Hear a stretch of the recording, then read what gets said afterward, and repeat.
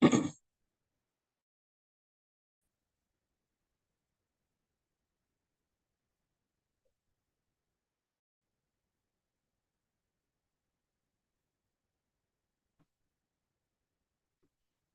right, we are back for this is our instructors training class. Is our master educators. We're getting ready to go over chapter 10 is an intro to program development and lesson planning.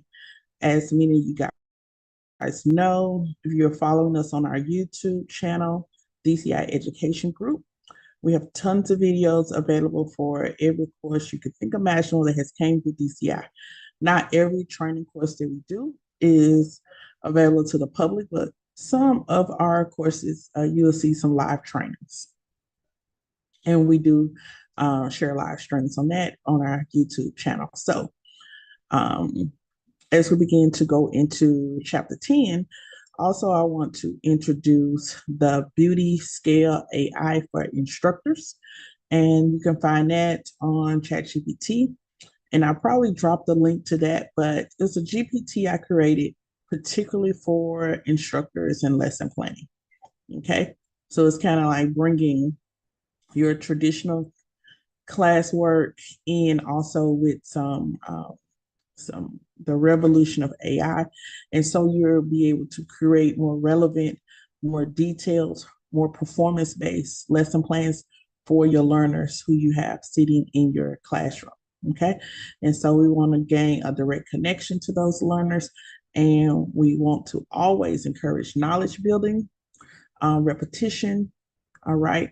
And so we want to always build it, present it, build it, and repeat. Okay. Present it, build it, and repeat.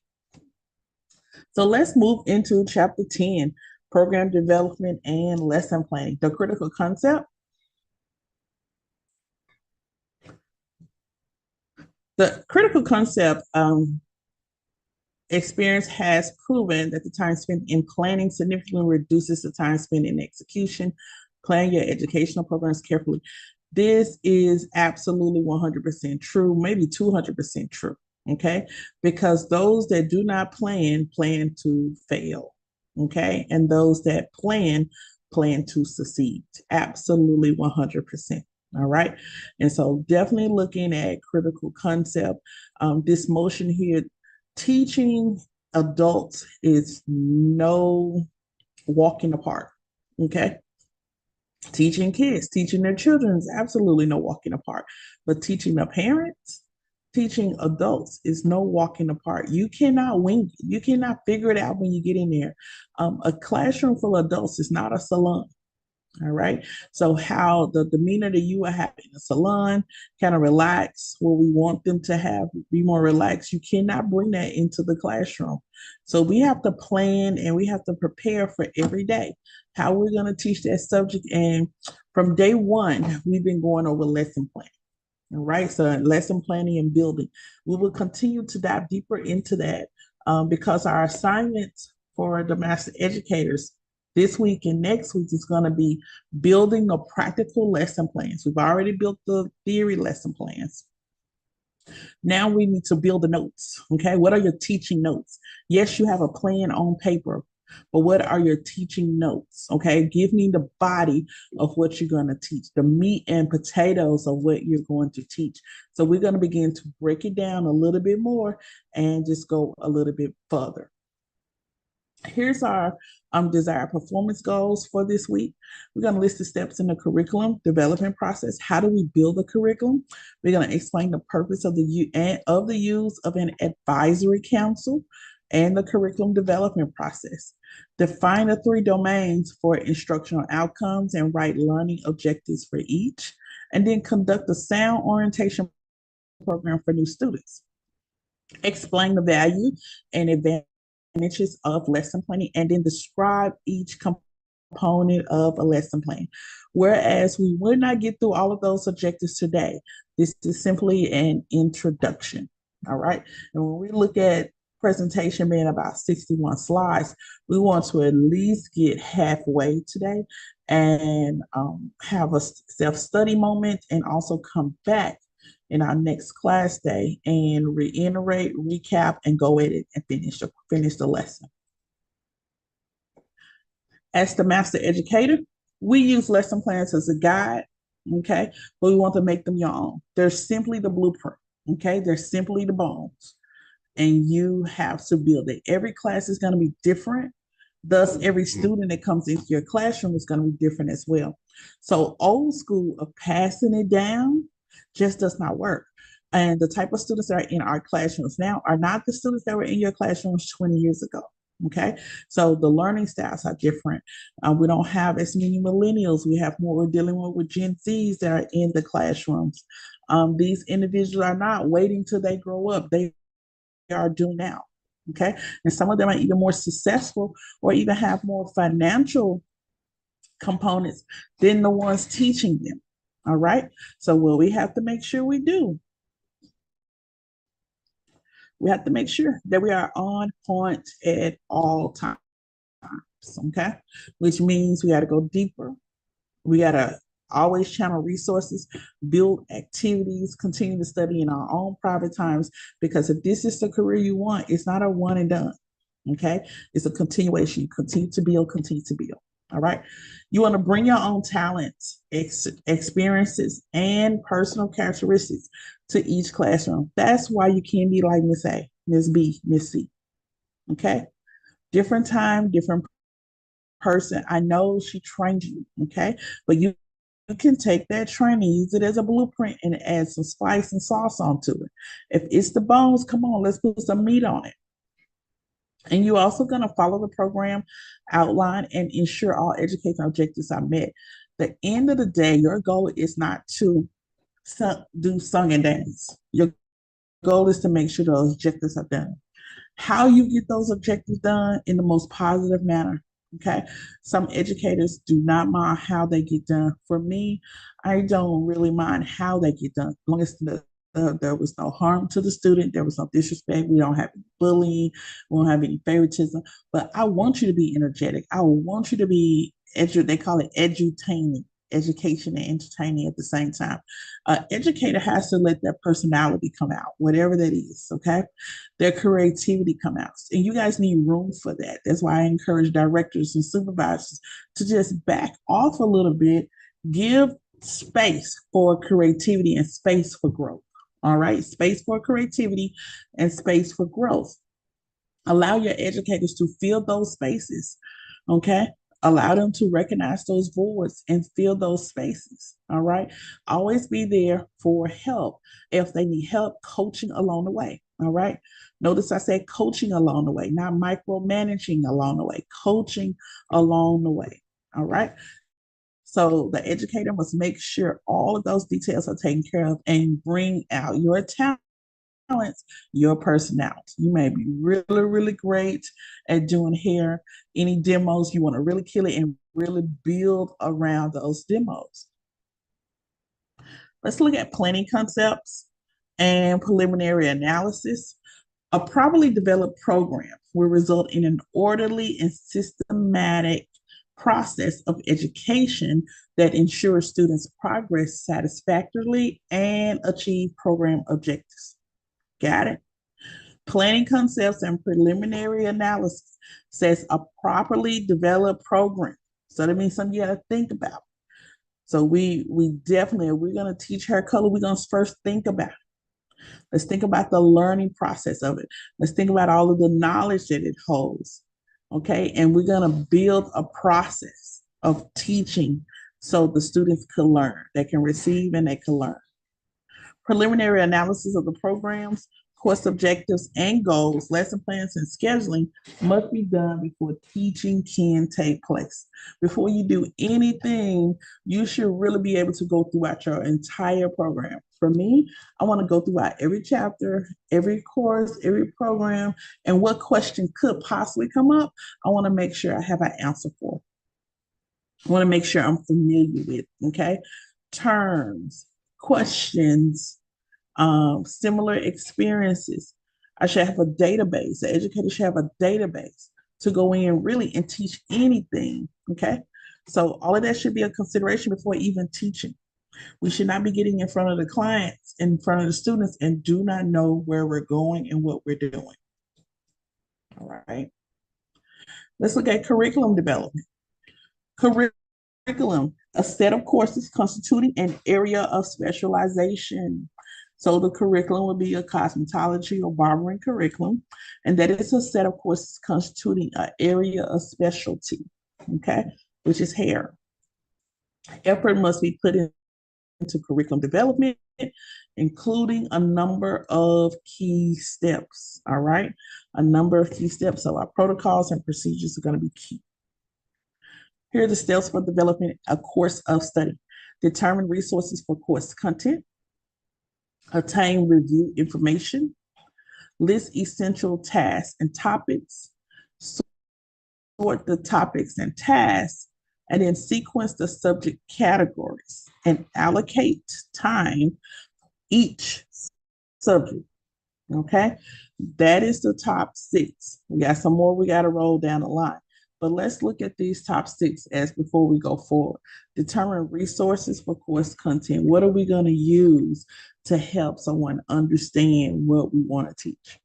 What references, what textbooks are we going to use? Those are considered our resources, okay? Obtain review information, okay? This is going to include things like the SEMA, study books, workbooks, study guides, all of that great information. List essential tasks and topics. So what are some, if you're going to teach this, what are also some things that you will have, assignments you will have students to do? Okay, sort the topics and tasks. If you're going to teach hair color, bleach is not the first thing you teach on the first day. Most likely, you're going to teach law of color, level system, stuff that does not require them to put their hands in anything. Okay, and then sequence the subject categories. Go ahead and put what goes first, second, third. So if you're going to do this goes after that. Then you're going to learn that. Then you got to learn this. It's like prerequisites, okay? Then you're going to allocate time for each subject matter. How long will it take to teach this subject matter? And then every day that we have to teach this, what's the time that we're giving ourselves to teach this, okay? At the end of that week or the end of that lesson plan, you may say, this course takes 5 hours to teach. You may say it takes 1 hour per day.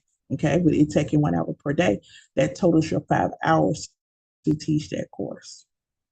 But again, when you purchase lesson plans, and I think some of the major publications like Milady and People Point Milady for sure, their instructor tools and instructor materials, the curriculum gives you the allotted time to teach the course. And so if you're going over that or under that, we got to make sure that if we're submitting that as a blueprint, we got to make sure we stay within that blueprint. Moving on to the next set of steps for developing a course of study. Number 7, identifying units of instruction, areas we can plug in that you know we need instruction, allocate time for each unit of instruction, how long it's going to take us, as I stated before, develop a course outline or syllabus. This tells us it's a day-to-day work or, excuse me, a week-to-week work of what's going to be happening when the student comes to class. Every day is just going to be a work of what's going to happen. That is going to be amazing for teacher assistants, substitutes, anyone, just say your director's coming into the class, they can just look at the syllabus or the course outline for the day and see exactly where you are. All right. So it's going to be essential for us to stay on task. You're going to develop lesson plans, in which that's what we're doing now. Develop method of student evaluation. How will you assess these students? How would you know that they are moving and growing or they need more additional help? Excuse me. And then develop a comprehensive schedule or develop an orientation program. So you'll need to have a schedule that they will have class, and also let's do an orientation where we can run through all of this in the beginning. That's step for developing a course of study. Okay. Let's first look at the advisory council, the curriculum committee, okay, comprised of school owners, directors, educators, graduates, and employers of graduates. These are representatives of trade organizations or regulatory agencies or their industry professionals.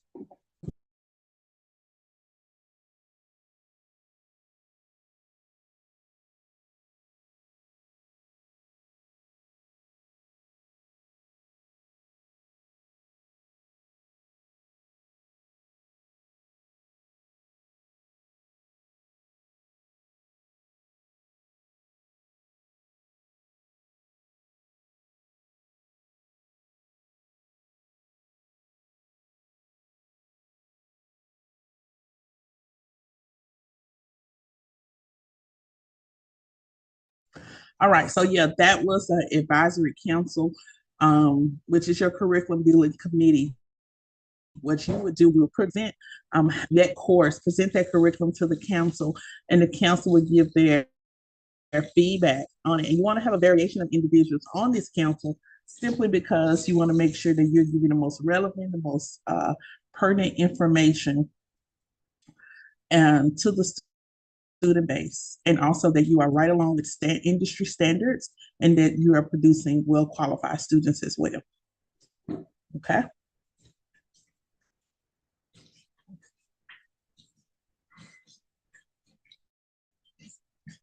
Let's look at the purpose of the committee: to identify and assign priority to subject. So it kind of lets you know what should be working on first, help assign relative importance to subject matter, okay? Bring their own experience, education, and additional resources, bringing something to the table, and then aid in outcomes assessment and developing plans for improvement. So the advisory committee is there to help you win, all right? There to help you win. The organizing materials, subjects must be organized in sequence in a logical manner to ensure maximum learning and retention, which means we should not be jumping all around. We cannot just go left. We cannot just figure it out. We cannot wing it. We need to have a sequential schedule that we follow daily, okay? Looking at instructor outcomes, outcome equals a goal, aim, objective, result, or consequence, okay? Goals are established for various levels within the course development process. Number one, for overall course of study. For two, for each subject or category of study.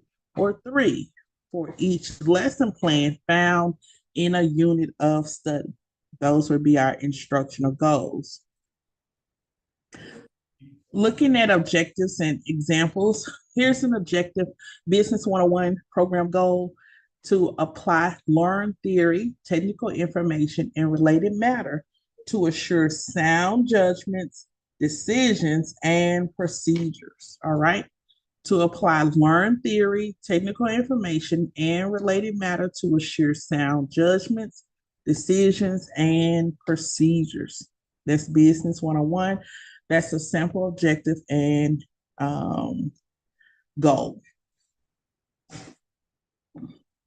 Continued objectives and examples: subject or category objective, business administration. So it's the course's business. Here's the category: business administration. Okay. To apply the fundamentals of business management, operations, and laws and regulations governing the business. That is an example of the objective. Okay. Let's look at another one: instructional objective, specific to a daily lesson. Let's say business, finance, and law. So remember, the curriculum is on business.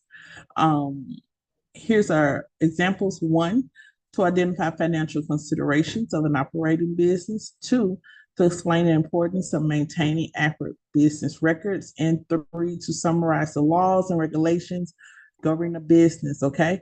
So although, if I can go back up to one, Business 101 is the program, then you have the goal as an example. And then we take Business 101 and we start breaking it down into categories. And now we break it down not only into categories to these daily lessons. okay? So you have your course, then you have your category. You break the course down into categories. From the categories, you have your daily lessons, all right? And on a daily, we want to identify financial considerations of operating a business because on a daily, this is one thing we may talk about is business, finance, and laws. And so we'll break those objectives down from there as well. Here's your 3 domains: cognitive domain, the acquisition of knowledge, okay, the receiving of knowledge; affective domain, the development of an attitude or value as it relates to the subject matter. So now we're developing an attitude or value, which means now we're starting to understand and we may start to see things from different perspectives, okay? And then there's a psychomotor domain. It's a skill development as it relates to the performance of a specific task or activity.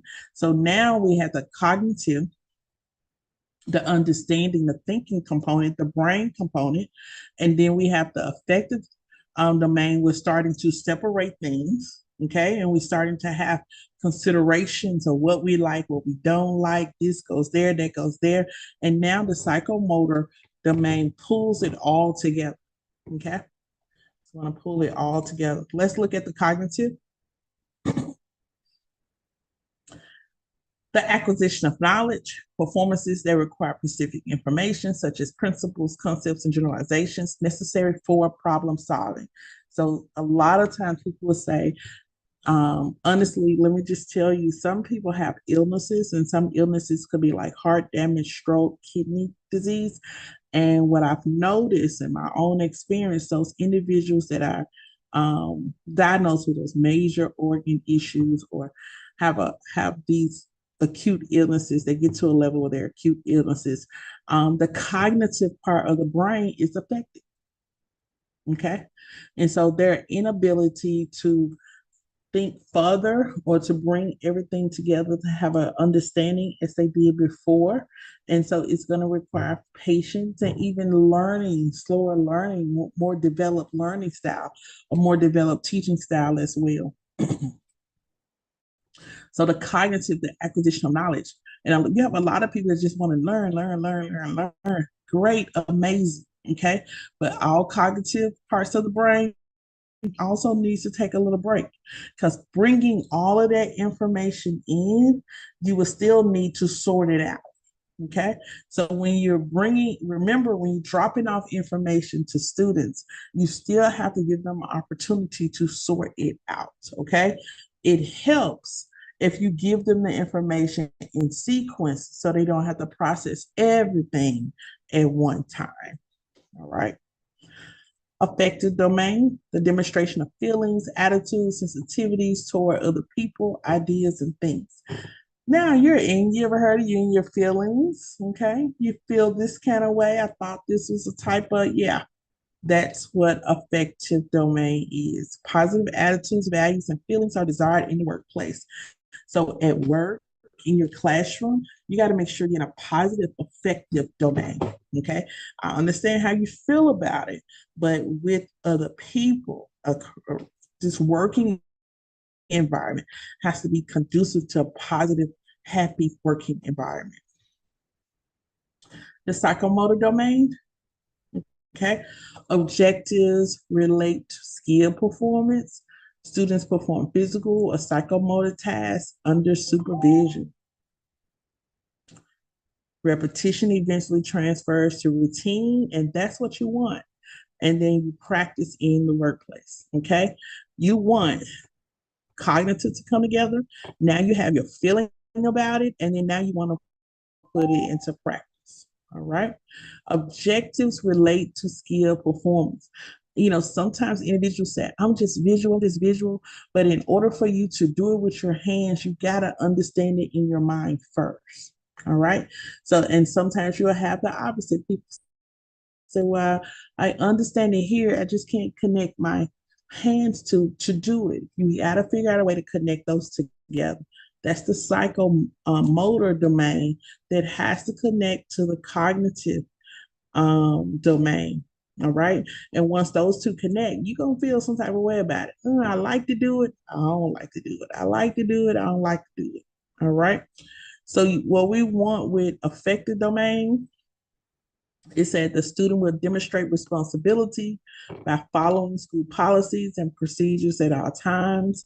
Also, students will also voice their likes and dislikes concerning the class, what the lessons and things like that at all times. So, right. So we have to be open that everything we teach is going to have a pull and a push, but everything we teach to have this learning mechanism, this cognitive learning mechanism. Also, that's theory, and everything we teach should also have a psychomotor mechanism as well, and that's your practice. And what we teach, the cognitive and psychomotor have to go together. All right. They should have to go together at the same time in order for the student to really get the grips of what they're doing. Okay. Once these two come together, then they can make an effective domain, which is they form an attitude, whether they like it or not. They form an opinion of whether they like that or not. Okay. They build in the atmosphere. They form a possibility of something. All right. Let's look at the program outline. You gotta have the program name, description, learning goals and objectives, subjects and topics of instruction, the hours, credits, competency levels, okay? Instructional methods, grading procedures, other information that you know you're gonna need to get this program created. Just like this particular program, we have 300 hours, set amount of credits. Also, instructional methods. How is this going to be taught? What is the grading procedures and other information that you're going to need? And look at the orientation to understand the general objectives of the course of study, to identify the various career opportunities within the chosen field, and to recognize the needed lifestyle changes as a result of becoming a full-time student. All right. That's the purpose of an orientation. Also, as we know, to put everything out on the line. Okay. Also, it gives a great understanding for those who are coming aboard. There's no mishaps, no misunderstandings. Okay.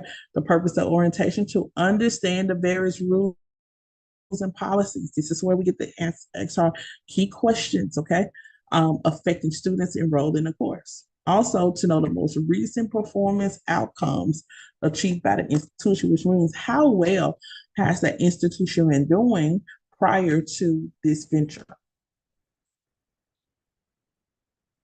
Here's some examples of your orientation topics: student and staff introductions.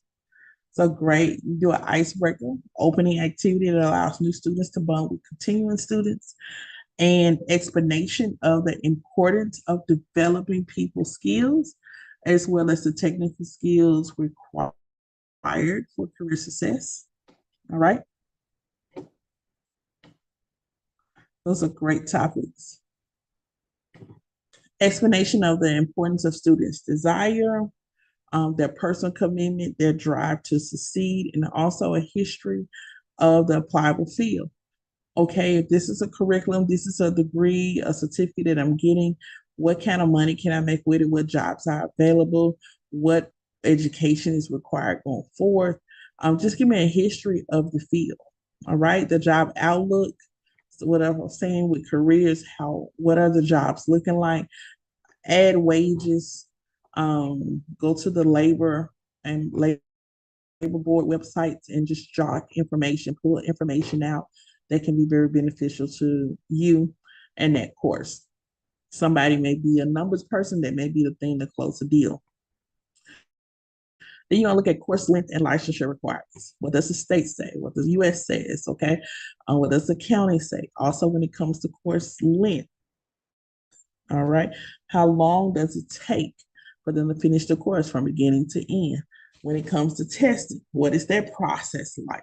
All of this should be answered during orientation. Examples, obstacles to course completion that students may encounter, or possible solutions. Just from experience, what are some things that could happen that could cause students to get off track? Address those. The rules or standards of conduct required of students, have them actually sign that, and then you'll discuss the policies affecting students. Definitely the key and most important things to you, please make sure that you share them. Also, make sure every student has a copy of the handbook, and you want a written signature that they were in orientation and that they received a copy of the handbook. Okay. What's the emergency evacuation procedure? Okay, use a fire extinguisher, first aid, OSHA and basic requirements for a safe workplace, and then financial aid programs. Okay, so things that really need their access to, and what the students really need attention of. Please make sure to continue to add those. We just gave you some samples. Okay, orientation icebreaker. So what I want for my crew, we're getting ready to close out. This was just an intro. For the educators, you're getting this. Let's create 10 icebreakers, all right? 10 icebreakers. And we want to use them in orientation, in classrooms, in meetings. 10 icebreakers, all right? 10 icebreakers. That's your homework. You want to create 10 icebreakers. You're going to give me the name of the icebreaker, how long is the icebreaker, okay? And what are the details of the icebreaker? Make it short, all right? But we need 10 of them. 10 icebreakers for orientation, for beginning of classrooms and meetings, all right? Y'all, we're going to close out at slide 29 at icebreakers. We'll pick back up tomorrow at slide 30. Okay. And what we want to do, we want to begin to think about building curriculum, and we're going to build our notes. If you're in Tennessee, we still have to create our notes for state board. So we've done lesson planning, we've done practical lesson planning for theory and practical. We've created a sample test.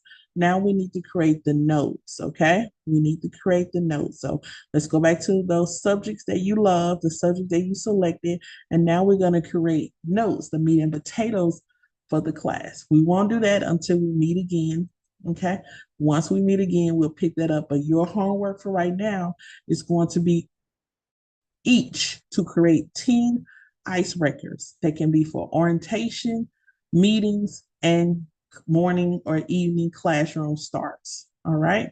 You must give me the name of the icebreaker, some details, and how long it's going to take to get this done. And I want 10 of them. All right. It doesn't have to be long, drawn out. I want 10 of them. All right. Y'all have a blessed and amazing day. It's been awesome. Kudos to our master educators. And y'all continue to follow us on DCI Education Group. Bye.